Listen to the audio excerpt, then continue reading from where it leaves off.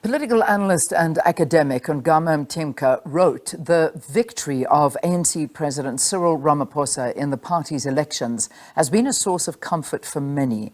The hope is that his dominance over his opponents puts the country on a secure path to securing a thriving society and rebuilding institutions that were destroyed during the years of state capture. However, Mtimka says a deeper analysis of the multi-layered crisis facing South Africa suggests that this view is built on an unsustainable, false sense of security. Crime statistics, which is the disease burden of the country, the housing backlog, poverty, inequality, unemployment, those are among the multifaceted crises faced by South Africa." Dr. Ongama Mtimka is a political analyst and a lecturer of political and conflict studies at Nelson Mandela University, and he joins us this morning to unpack his article, "Beyond the Varieties of Capture, the ANC and SA Beyond 2022. Doctor, good to have you. So nice to have you here on Morning Live. Good morning to you, Leanne, and your viewers. Thank you for having me. Yeah, so close to the breakup and the festive season, but there's still issues at hand that still need to be discussed, especially coming out of the conference. So let's get to the nitty-gritty of what you were talking about. So in your article, your view is that most South Africans convinced themselves that if Ramaphosa's clique, who are viewed as a reformist group within the party, won the elections over their opponents, they'll continue with the so-called rebuilding agenda that they started since coming into power and end up building a thriving society.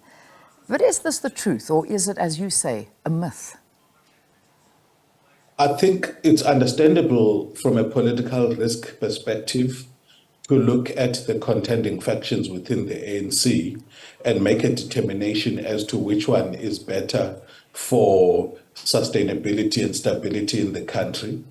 But if we look at factors beyond the party political, we'll realize that the multifaceted nature we're facing in the country of crisis that we're facing in poverty, unemployment, and inequality, and the unemployment being structural since the early 1970s, suggests that our rest that the political economic system works in the country is premised on very false and unsustainable on an unsustainable basis, and that the sooner we begin to apply ourselves to the greater crisis of socioeconomic exclusion that faces us, the better we will be in managing this crisis so that it doesn't find different outlets that are equally destructive in terms of the current order of South African political and economic life. So just to understand what you were saying, and your basic assertion is that it's really not about personalities, platitudes and promises, and no amount of power-changing hands will deliver South Africa from its multifaceted problems until the elitist political and economic arrangement is changed. So now this has been said over and over again. This is nothing new. Why is the ruling party not able to change the status quo, despite claiming to understand the diagnosis? I mean, particularly the economic aspect of it all, because political power might not be that easy to, I suppose, give away, and we all know that. So the reason they are not able to change, Leanne, is that it cannot be just the political arm that makes the changes. So let me make an example for you. South Africa is a very small domestic economy, and you need more buying power in order to have viable businesses in the country. Failing which, you then have to access regional economies in the rest of the continent and export. South African capital has been able, because of its global connectedness, to generate income elsewhere around the world, and therefore the need to contribute to efforts of boosting local buying power is not a pain as much as it would have been for a closed economy. Now, the problem, though, is that there are lots of inefficiencies in the production and distribution of goods and services in our economy.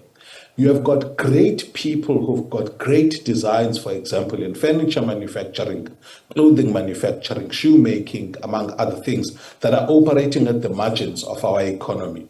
And those people who operate, some of them in townships and rural areas, could connect to the national value chain or even a regional value chain of manufacturing and supply of goods and services, but they're excluded because they don't know how. And I can say this, Leon, because I was helping a friend recently to recruit for a manufacturing incubator, where I was amazed at how much top quality designs of export quality were coming from areas that were very humble. And all that was needed in order to revitalize the economy of Nelson Mandela Bay would be to make each of the 15 individuals that came here to grow, to operate manufacturing businesses that are connected to a local and regional value chain of goods and services. But all the chain stores, all the retail outlets are connected in monopolistic or oligopolistic market structures that are exclusionary, that make it impossible to have these goods and services that are being produced by people, good quality, and even export material, to make their way into the mainstream economy, which is why we're a country that lags behind from a growth point of view, and people are too fixated with how BEE is bad, instead of saying, in what way do we open up if we're a big clothing company? In what way do we open up our distribution outlets for new clothing manufacturers, among other things? So the point, to not take much of your time, Leanne, is that we need an economy that is a lot more open, and to be a lot more open makes business sense and not political sense, and is not burdensome. Yeah, yeah. I feel like we've been speaking about this for such a long time, this exact issue that you're touching on, and yet it's still not being done, and yet the people in South Africa are struggling to make ends meet and to grow this economy and create jobs, and this is what is needed.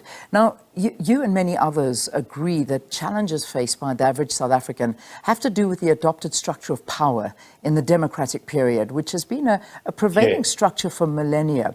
I mean, for instance, the continued broken schooling system, with dilapidated schools for previously black children, while government officials in the middle class take their children to the private schools, the so-called good schools. And we saw Kenyan President Ruto saying his kids go to public schools. Same goes for hospitals. I mean, it's the exact same story. I don't need to go through it as well. But why is this acceptable?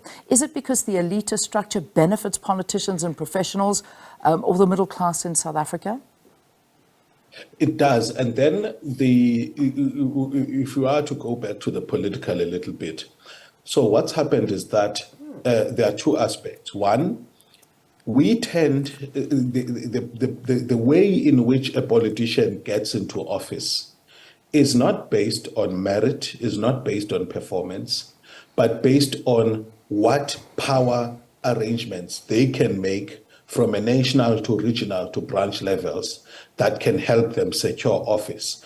And as long as politicians have power to control those processes through their alliances with their regional to national counterparts, they are able to secure office. So we have created a very bad arrangement, a political pathway, a pathway to power, which is devoid of whether or not you perform.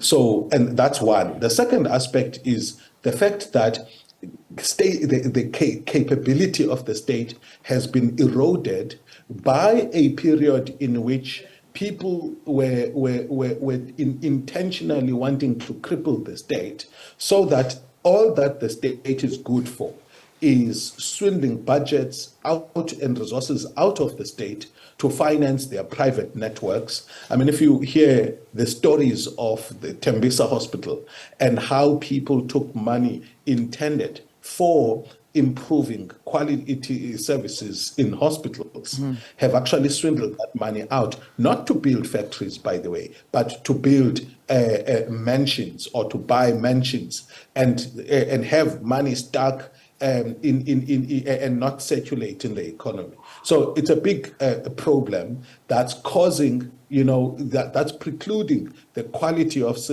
public services to become what they can be, so that those who do not afford private services can actually have better education, healthcare, among other things. So, I mean, Ongama, I'm going to ask you a pedestrian question, because for one, it would make sense that if you can empower a nation, you empower yourself. But as you're alluding to, it's about people, individuals coming in to empower just themselves to the behest of the rest of the nation. I mean, why, and it's like I say, a pedestrian question, but why doesn't government at least work hard to follow the advice of economists and academics such as yourself to aggressively industrialize, beneficiate, and heavily drive infrastructure projects like these manufacturing projects you're talking about to address the unsustainable unemployment rate, to try and at least balance things out?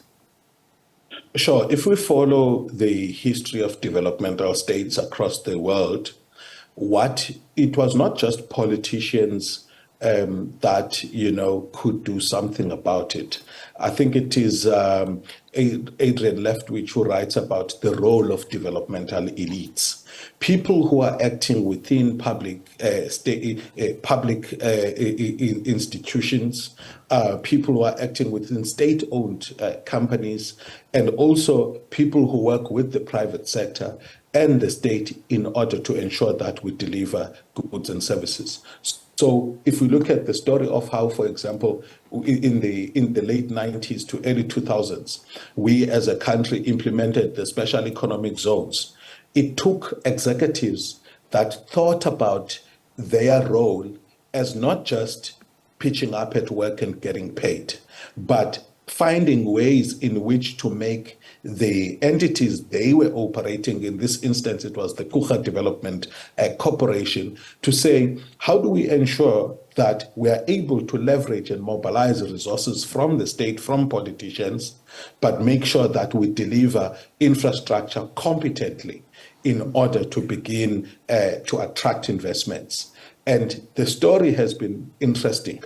Likewise, those that are acting within the SOEs have got to be executives that are not just good business people, but people who can also lead policy making as well as resource mobilization in order to make sure that we continue. And then those in the private sector working with the state, because it doesn't help to have the state invest in infrastructure and have the private sector continue to hog money, because instead of investing in the domestic economy and grow locally, they can escape and to foreign markets and continue to disregard the extent to which they can make money in South Africa.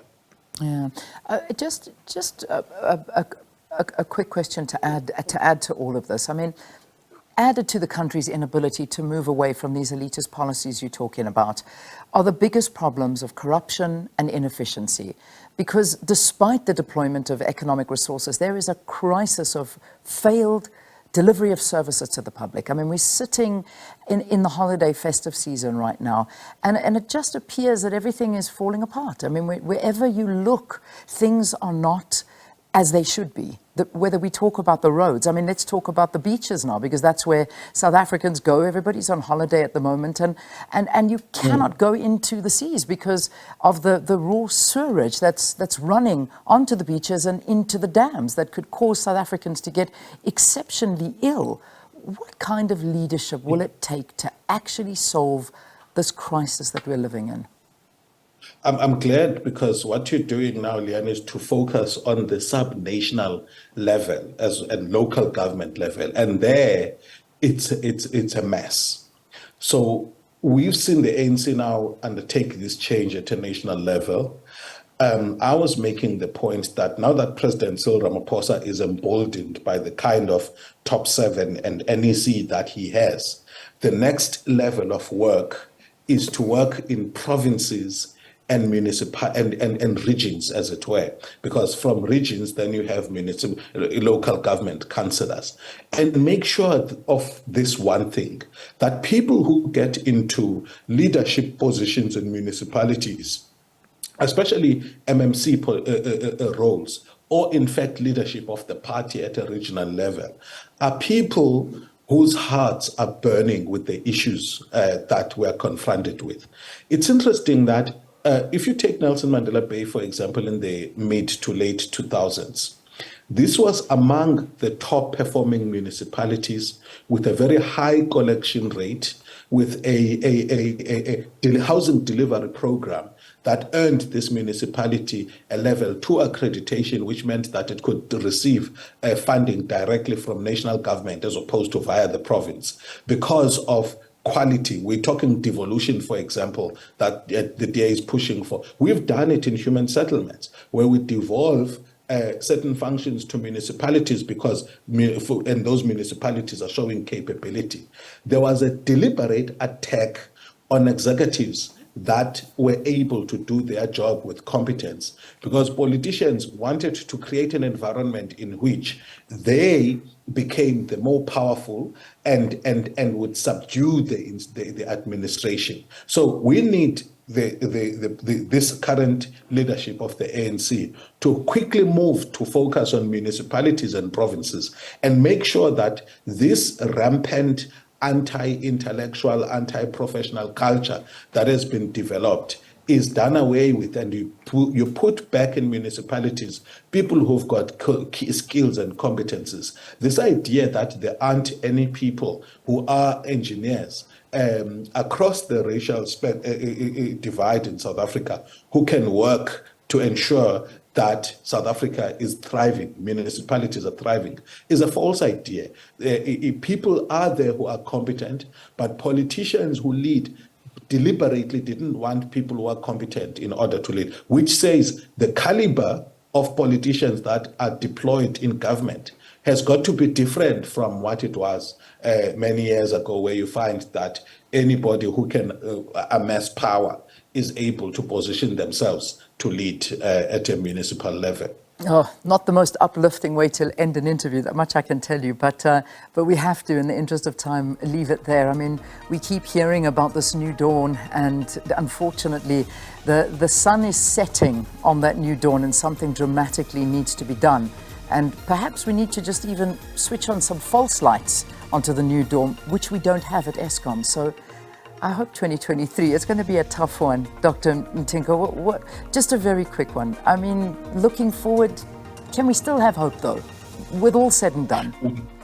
We still can have hope. I think South Africans are waking up to the idea that if we leave things to the state, we're not going to have the country that we need. And we are already seeing the signs of the failure of an exclusionary economic system like ours through increased crime and other undesirable social ills that are going to affect all of us if we continue to stick our heads in the sands, because we can survive in a country like ours that's highly unequal. Thanks for talking to us. Have a fantastic festive season. Dr. Ongama Mtimka, who is a lecturer of political and conflict studies at Nelson Mandela University, unpacking his article. You can find it, just Google it. It's called Beyond the Varieties of Capture, the ANC and SA Beyond 2022.